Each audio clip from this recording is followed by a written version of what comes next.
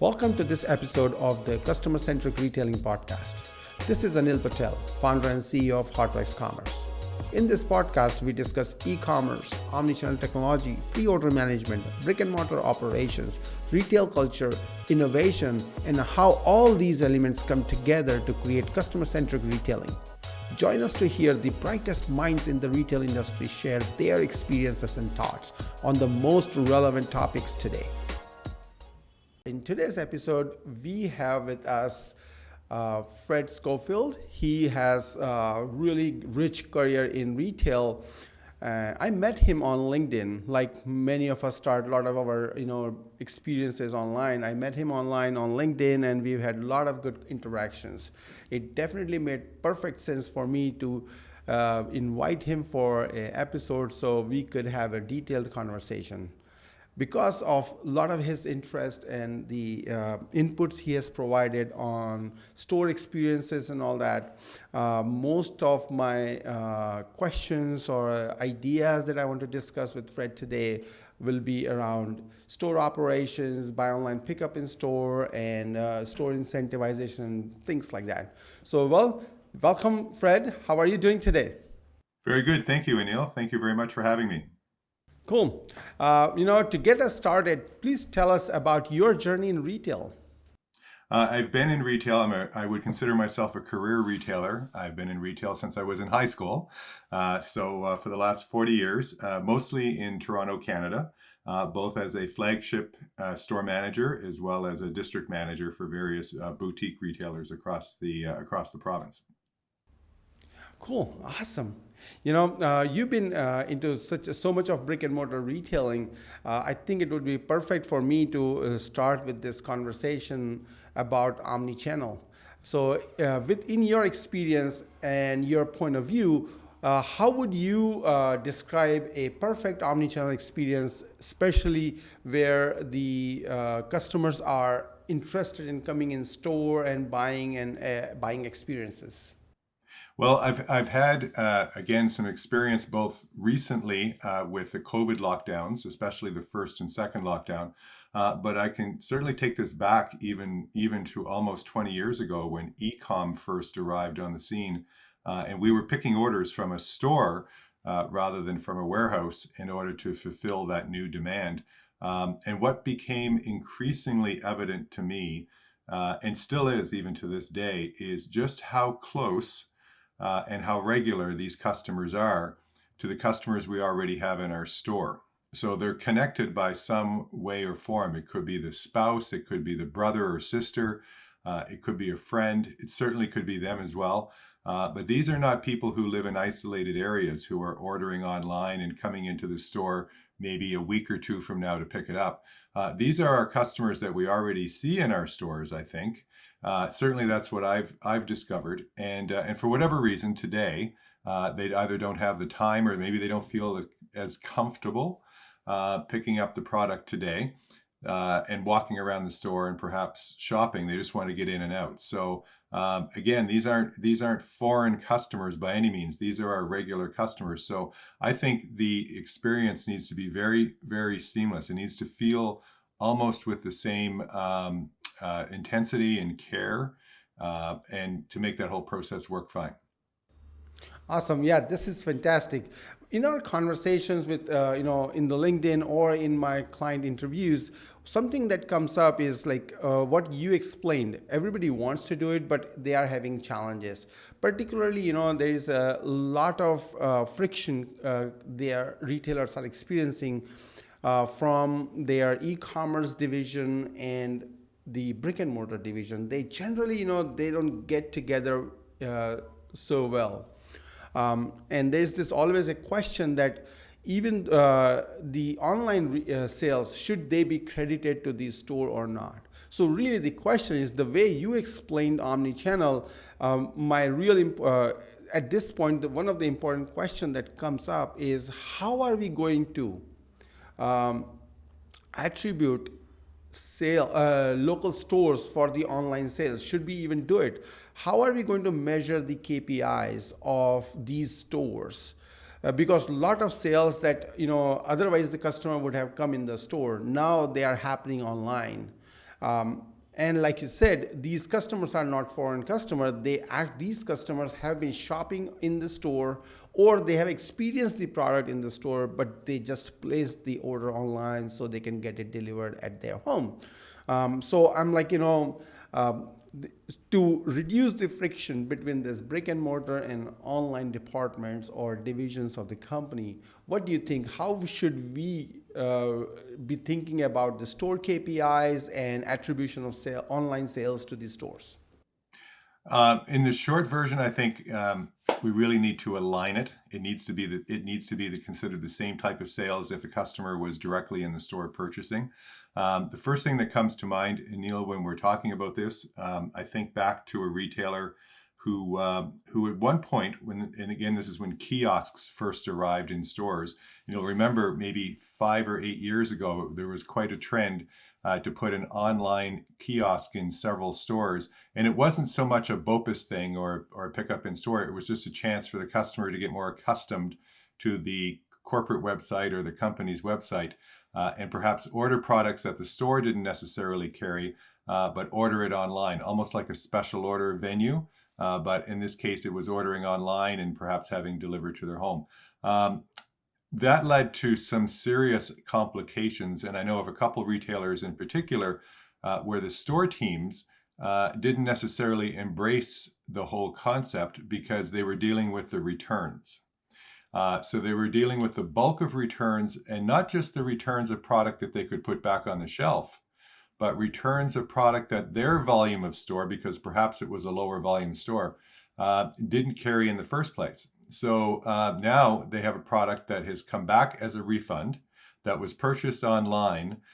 They can't position it well in their store because it's not necessarily part of their store's planogram. So they have to find a way to deal with it. And then dealing with it then is probably contacting a merchant or buyer at a head office and figuring out how you're going to ship it back to the corporate warehouse. So there's so many complications that turns off the team in the beginning. When it's a slightly different world now. It certainly doesn't seem like there's store teams who don't embrace online. I think they for the most part do. But certainly it has to be smooth from the beginning and iron out the problems quickly, because otherwise you create that sort of stigma with teams that find this to be more difficult or more of a chore than it would be to just help the customer directly in the store. When in fact, it doesn't have to be. If you think about back to 20, 30 years ago when the internet didn't even exist, you'd walk into some retailers looking for specialty items, whether it was a special part for your car or a book that you wanted to order, and the special order desk or the special order staff would help locate that through a vendor, probably using a lot of microfiche types of things, and finding this order, placing the order, and you come back and pick it up 4 weeks or 8 weeks later. This isn't that different. It's just faster. So if you've ordered online and you want to pick it up in store, I think you should embrace that and consider it a good thing, because now the customer is able to finish their whole journey or their whole project. And what they're going to remember is that you found something for them that was important, and then they're going to come back to you for simpler things. So it's really important at the beginning to make it seamless for store teams. Have a program in place where you try to answer as many questions as possible. Of course, there's going to be new things that come up, and every retailer's size and scope is different. But one of the first things is helping store teams figure out how to deal with returns. And most of the retailers, I've got to say, that I've worked for, and that there was a simple part of the bonus structure for the store team or store manager was just built around the sales. So if you were shipping from store, the store got the sale for it. If you were doing BOPIS, obviously the store got the sale for it. The store also took the hit for the return as well, but at least that was similar in the same scope as it would be if a customer came in and bought something on foot and returned it at the same time. So it all made sense and it was simple. Awesome. So you said, the stores would take the hit for the returns, but in this case, what if the order was placed online and item was delivered from the warehouse? and now customer came back to return it in the store now. So in this type of scenario, would you credit all the online sales within certain geographic region around these brick and mortar store should be credited? Attribution should be to the store, even if the order was fulfilled from the warehouse. Would you agree, or? I would agree, and I've seen that, to be honest. One of the companies I worked for did that, and it worked to a point. Where things got more complicated, and probably now even additionally complicated thanks to COVID, is we can be shipping across the country. Now that's not an ideal situation because obviously there's increased shipping costs involved. But if you're trying to fill an order, and let's say it's a 10-piece order, depending on the complexity of that retailer, and two of the pieces have to come from Toronto, where the other 8 pieces reside in the West Coast and can be shipped locally, then you're shipping across the country in order to fill a complex order. So I think, to be honest, there's a bit of both. Certainly one of the simpler solutions, and one that the team in each store would buy into, is to say that all the postal codes in my town, yes, I will. I hope to get the sales for each one of those, but I would also take the returns for each one of those. So I think the common theme here is that you can't have one without the other. So if you're expecting the store to take the hit for the returns, then you have to give them credit for the sales. Or else you delay the buy-in to the whole program. And I think that's ultimately what we have to realize, is that BOPIS, or ship from store directly to customer, if it's coming out of a store to begin with, is currently and in the future going to be just part of a routine that customers will choose to do, not every day and not every visit or not every time they shop, but certainly from time to time.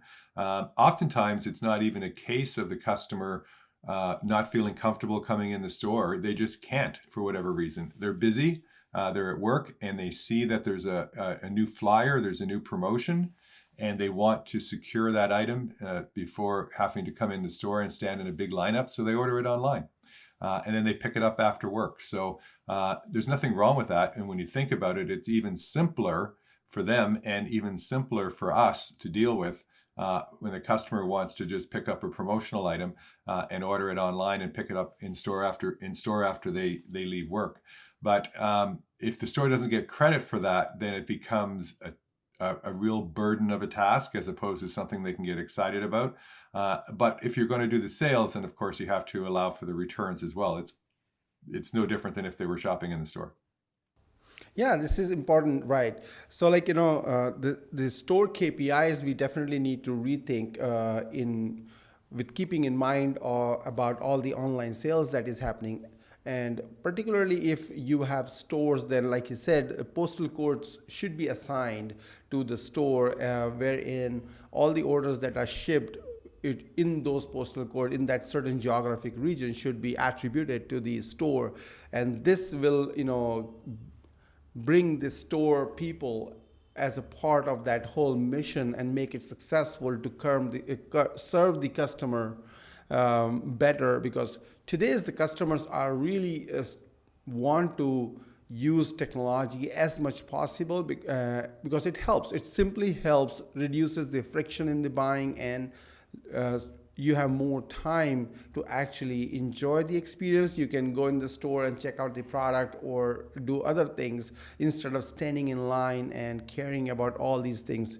And in fact, these days, whenever I check my wallet, I have to really look for cash. Most of the time, don't even have the cash. So really, having those online journeys really smoothed out is very helpful as a consumer. So definitely, it's important that retailers embrace all these omnichannel journeys for the customer. And definitely store associates will be on board if they get credit for all the online sales, all the pickup orders, ship orders, and all those.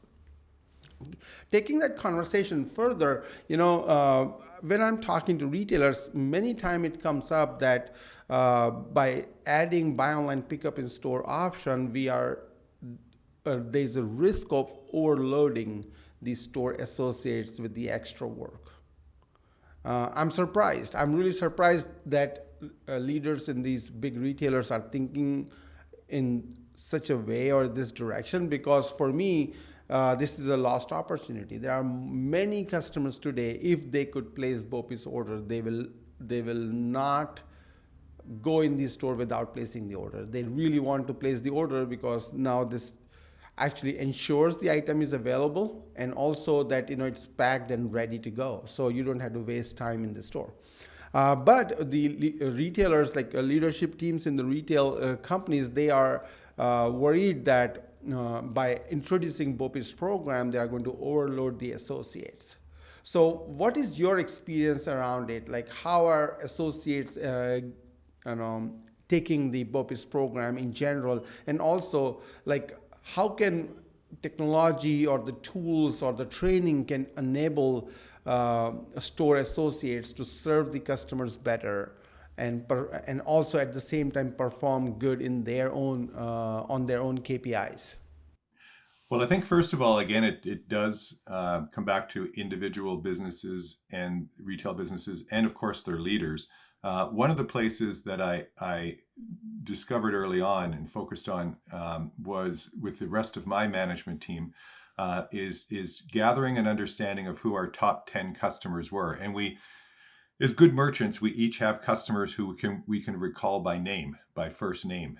And then to be actually able to look at our online files and our BOPIS files and see that 30%, so if you can name your top 10 customers by first name, and you see that 3 out of 10 of them are ordering online to have shipped to their home, or ordering online to pick up in store at a fairly regular level, certainly not as frequent as they're in the store, but certainly maybe 2, 3, 4 times a month, or close to the same speed as they would come to the store on a regular basis, then there's a lot of potential there to convince your team that these really are the same customers. And for whatever reason today, they've chosen to go a different route. And that could be, again, as I mentioned earlier, just to secure a promotion that starts today and they want to make sure they're not coming to the store too late. Or B, maybe they just don't feel well and they just want to order it from home. So that's part one. I think part two, in helping the team in embrace this and making sure that everyone considers it to be important, is figure out when the program is introduced, figure out when it's going to be done. And a lot of times frustration about executing something has to do with what's happening in the back end. And certainly from my initial experience, and I will be honest enough to say that we did it the wrong way. It's so tempting to fill these orders as you start to see them accumulate in the morning, especially when you come in first thing in the morning and you've got so much to do, and you see that overnight a whole bunch of orders were generated, maybe twice as many as you normally see during the day. Because people, tend to go, before they go to bed at night, they hop online and they place a bunch of BOPIS orders they want picked up by noon hour the next day. And so you come in first thing in the morning, and instead of expecting to find 5 or 6 orders, you're finding maybe 20. And again, that will depend on the success of the promotion you're having in store and online. That will depend on seasonality. Probably not happening very much now in January, but certainly in November, December, you would see that a lot. And so what's in place to actually make that work? And recognizing that each store is different, the one thing that I have found that stays the same is when BOPIS is busy, the store is busy. When BOPIS is slow, the store is slow, which again aligns with the fact that these are the same customers.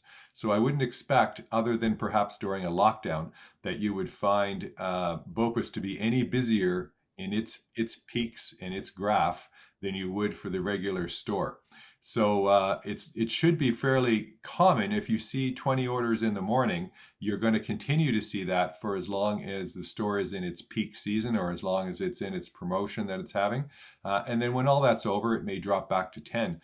But you'll learn pretty quick that you need to have a plan in place for dealing with those. And Depending on where the store is located, if it's a downtown store, let's say near a business area, or if it's a suburban store in an outer area of the city, that you need to have people scheduled. You need to have staff scheduled to help deal with BOPIS. And it doesn't mean you have to hire people especially for this. It just means that you have to have people that are on your schedule designated to do this. So that if you're coming in an hour early in the morning, and maybe there's only one or two managers in the store at that time and the staff haven't arrived yet, it's well worth getting some other team member to come into the store 1 hour with you and start picking these orders before the store opens. Because inevitably what will happen is the next wave, which will probably be 2 or 3 hours later, will happen again. In order to stay ahead of the BOPIS orders, that's really important to have it scheduled at least during the times of year that the store is the busiest. And again, it follows exactly the same line as the regular store traffic does. It's not different. And the second part of that, I really believe, has to do with where and how you pick the orders. And again, this was not something that I was good at initially. When you come in the morning and you see 20 orders and you panic a little bit because you want to get those picked before the store opens, it's very tempting to pick those from the sales floor, pick them from the display, pick them from the feature end cap even.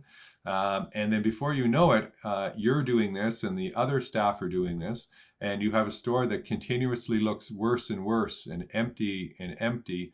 And now you've put the responsibility now on someone else on the team to replenish this. And keep in mind that most retail stores work on the premise of store recovery every night, so they make the store look good before they come home. And if you arrive first thing in the morning and pick away 20, 30 BOPIS orders and take them off the best display in the store, then the store is going to open not in a perfect way. So one of the biggest learnings I think I've gathered from this is developing and teaching and building a routine around where to pick the order. So if you have the technology to do this, great. If you don't, at least start with the idea that the first place you should look for this product is in the warehouse or in the overstock, in the bin stock. But please try not to pick this from the main display. So in other words, don't pick it from the shelf. Don't pick it from the peg. Try to pick it first from overstock and try to pick it from the back room if possible. There's a lot of retailers who have some good technology around this, which is not expensive to do, which will locate the product. So item ABC probably has 3 locations: its home location, its overstock location, and then finally, if there's enough, maybe even in the warehouse. So there's potentially 3 places where this product could be. So if you're picking the order, you should be able to look on a screen and see exactly where this product is and go to the spot that is least impactful to the store. And oftentimes, we were picking, multiple items from the warehouse. And one case in point is a customer ordered picture frames, and she wanted 12 of them. This was a BOPIS order, 12 of them. We would never have 12 of this frame on display because it would be damaged if we had that many on display. So there was probably 4 on the shelf, 4 in overstock, and let's say 4 in the warehouse. So we picked the 4 in the warehouse, we picked the 4 in overstock, and we leave the remaining 4 on display, so that if you're walking in the store later on today as another customer, you want to buy it, you're going to be able to find it. Awesome. Now, these are the really great tips that you're given today. I'm really excited about it. And something I really want to remember is that when store is busy, BOPIS is busy. And so be better prepared for it. Those are really amazing tips. In fact, what you brought up is that to be able to do an efficient job at picking BOPIS orders, it's important that the store associates have clear visibility into the inventory locations. The systems in the store have to be capable of keeping track of inventory locations and how much they have. And then also the store associates have to keep the system updated Many retailers have started adopting RFID for keeping track of their inventory in the store, but still that in technology is not so much adopted, means that store manager and store associates have to be reasonable with themselves, keep track of inventory within the store, and make sure that they follow the certain protocol like you suggested. Always go to the bin location or a warehouse before you start picking from the shelves. Otherwise, from the display locations. Otherwise, we'll start deteriorating our store experience, which is not good. Now, with that said, one other question that comes up is like what you think is the good KPI. I mean, service SLA. I would say in my terms, but how fast the store should attend to a BOPIS order and get it ready for the customer. Well, I've seen so many different experiences, especially since the first lockdown of COVID over a year ago, and smaller retailers, and not even small retailers, but big brands who, let's say, have franchise locations, and the inconsistency from store to store has been horrendous. There are some retailers that are taking 2 or 3 days to fill an order for curbside pickup. There were some stores that were doing it in a matter of hours. I think one of the challenges is to, again, understand your business and your store flow. When your store is going to be busy is when the BOPIS is going to be busy. I would obviously want to be in a situation where you can under-promise and over-deliver a little bit, and having the software built in that sends the confirmation email when the order is picked is great. Because that way it's a surprise to the customer. I don't think that I would be an advocate of saying that the order will be ready in an hour, because it might not be for whatever reason. There could be a snowstorm like we've had in Toronto yesterday. There could be staff shortage or something like that. But you want to also be competitive and fit in with what the other retail businesses are doing. So I think it's reasonable to say, as an overall expectation, that a BOPIS order could be ordered online and picked up in store within 3 or 4 hours. And because usually 80 or 90% of the customers who are placing those orders are placing it from home before they go to work, and they're going to pick it up at lunchtime, or they're placing it from work. Perhaps they're already on their lunch or their coffee break, and they want to pick it up after work. And so building your rotation, if you will, around that, and your schedule around that is going to be great. And if it turns out not to be quite as busy as you think, and there's nothing extraordinary happening because there's no big promotion, or it's not the seasonal part of the business, then if you pick the order faster, then great. You send the confirmation email, customer's happy, but there's no expectation that it's going to be fast. A lot of times, with the greatest of respect to customers, is that they're accustomed to ordering online now for Starbucks or a restaurant, and having it delivered or picked up within a half an hour. Well, you can't go online, let's say, to a retail store and order 10 different complicated items that require someone to pick and be able to pick that up in a half an hour, because there's other orders ahead of that. There's perhaps complexity with the system in locating the product. So it's safe to say that 3 or 4 hours gives you a little bit of a window.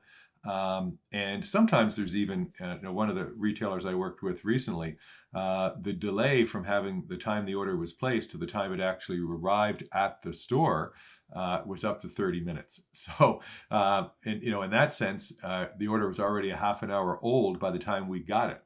And so we really had to be careful in what you were promising. I think there's a great opportunity perhaps for some retailers to offer a premium service. And that's something that the customer might be willing to pay extra for, depending on the type of business. Let's say it's educational products for a classroom or something like that. If you want to pay more money and have it picked within 30 minutes, sure.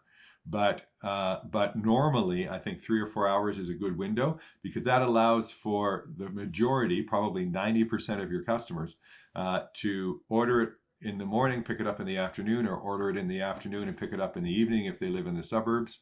And that's all I think most customers are looking for. If they want something more, I think they could certainly call the store and make a special arrangement. But safe to say, I think setting up a standard that everyone understands is probably the best thing to do. Yeah, this is awesome. In fact, I like your idea that we should try to do like 2 to 3 hours. If we can do it in less time, like in an hour, that's great. But 2 to 3 hours is a reasonable, and it aligns well with the daily routine of your customers. So makes total sense. Also, like you said, if just our systems are taking like 30 minutes to route the order to the store for fulfillment. I think that's like a lost 30 minutes out of those 2 hour or 3 hour window. And definitely, in today's day and age where we have cloud technologies that have advanced and real-time inventory tracking is possible. With the distributor order management technology that we have, we can keep track of inventory across all the locations, and also order routing is pretty smooth in real time. So the moment the order is placed, the order can be immediately routed within minutes, if not more. Within few minutes, it can be routed to the store, which means that you have those bonus 30 minutes to process the order, so that the associates can take their own time and get the order ready if they can in an hour, but if not, then at least deliver on promise to get the order ready in like 2 or 3 hours time frame, and make sure that customers are getting the orders are ready, and customers are not frustrated because of delays at different levels. So that's really interesting, and I like the recommendation. In fact, most of the conversation that we had today, almost every topic that I raised, you had such a fantastic set of recommendations. I'm super excited that we got really good content for our audience today. Before we wrap up today's conversation, I want to ask you this question. Do you want to give us a list of top 3 tips or the advice that for our retailers who are implementing BOPIS in this year? I think I would focus first of all on developing BOPIS as a real integral part of your store, of your business. And I've certainly seen a lot here in Canada where especially small businesses were adapting to some form of BOPIS and forced to do that during the COVID lockdowns. And so it hasn't been revisited yet. It may still exist, but it's certainly not a priority in anyone's eyes or minds. And in other words, it hasn't got better. And so I think it's something that really needs to get better. And if I could tail on one thing that I mentioned at the beginning of this interview, was really understanding who those customers are. Let's understand that if we don't improve BOPIS, then really who we are hurting over time is some of our regular dearest customers. And so, it's a service that they want to take part in once in a while even, or maybe, 1 out of every 4 visits to the store will be a BOPIS visit. And that's fine. That's absolutely fine. So we need to embrace it and figure it out. I also think, and again, we're covering such an umbrella of retail here, that some stores are not going to be able to afford to have designated staff for BOPIS, and that's completely fine. But certainly at the time of year when it's the busiest, again, when the store is busy, the BOPIS is busy. In the last company I worked for, I made a point of having a BOPIS person scheduled a little bit before we opened, because your ability to pick orders when the store is open slows down dramatically because you're also dealing with live customers. But again, you can accomplish a lot in that first hour before you open. And also during the day, this was the best sales associate to do things like answer the phone. In most retailers, it's going to be the regular sales associate on the sales floor who's answering the telephone for those types of basic inquiries. Well, imagine during the day, if you've got a designated BOPIS person who's also answering the phone, their knowledge of what's in stock and their knowledge of current inventory and location and so on is going to be fantastic. So, again, having a program in place, at least seasonally, that a BOPIS person is designated on the schedule, Not necessarily something I would leave to an unexperienced associate at all. In fact, I would consider it an honor to take on this position, especially during the busy time, because it's going to earn so much trust. And then the third thing, which is something, to be honest, I'm still working on, is finding a way to sell and attach to these BOPIS customers when they arrive in the store. Not to impede the whole point. I mean, usually people are ordering online and picking up in store because they're in a rush. They don't have time to stand in line today. They've got other plans and they just want to pick up that one item today, and that's great. That's not always the case. So sometimes, a customer's picking up their BOPIS order after work. They wanted to make sure they secured it because it was a gift or it was a present for someone. So there we are. Oftentimes when you walk into a retail store, you find the BOPIS counter is somewhere isolated. Certain cases it's at the back of the store, which defeats the whole purpose. Sometimes it's at the front of the store, which is great, but there's nobody there. There's just not care and attention. And what I'm working on right now is to try to find a way to at least have logical, sensible accessories nearby. And that may not look great from a merchandising perspective, but that would make sense. If you're buying a toy for your child and the toy requires batteries, but you didn't order that when you placed the BOPIS order. Now you're arriving in the store at 5:30 at night. You've just spent the last hour in traffic and you're arriving at the store to pick up the toy, and then you take it home for the birthday for the child and there's no batteries. So how do we fix that? Sometimes it can be as simple as having a battery rack near the BOPIS counter or something like that. Obviously we can't put every accessory with every product, but certainly the ones that make the most sense. And I think to sum all of this up, Anil, will be the learning of BOPIS customers and even ship from store customers really comes from the customers we already have. They're not that different. I had the good fortune 20 years ago of one of the first companies I worked for, started an e-com website, and we were filling this from our store. And my first surprise was that all the addresses that I was shipping to were local. These weren't customers that were far away that lived in Northern Ontario or, where we did not have a store. These were customers that could have probably commuted to our store with no problem, but they chose to order online because they were in the mood to do that. So from the very beginning, I had an eye-opening experience to embrace this, knowing that these are probably already my customers who are choosing to shop two ways now. When the store is closed, they have a way to shop the store anyway. And I think that's the great part of this. So those would be my three recommendations: is really understand your customer, try to figure out a way to do some sensible attachments and add-ons to this, and then build a routine and schedule, even if it's seasonal, that covers the ability to pick these orders when it's not busy. Awesome. These are the really, really good 3 tips that you given. I'm sure this is going to, the episode that we are having recording with you today, Fred, is going to be one of the most popular episodes we will have on our season 2 of our podcast, particularly for the BOPIS. I'm going to highly recommend everyone to listen to this podcast episode and give us their feedback. I'm sure, if they raise questions on LinkedIn, you'd be happy to answer. Now, our audience definitely will go back and find you, will connect with you, and will like to have a conversation with you. I connected with you on LinkedIn. What are your preferred channels for communication with the audience out there? I would say first choice would be LinkedIn. Second choice would be my email, which is also posted on the site as well. Awesome. Great. Thank you very much. So let's wrap up, and I'm really excited for what we have our audience today. Thanks. Thank you. Thank you very much for the opportunity, Anil. Take care. Thanks. That's it for this episode of the Customer-Centric Retailing Podcast. If you like what you heard, you can subscribe on Apple Podcast, Spotify, and Google Podcast.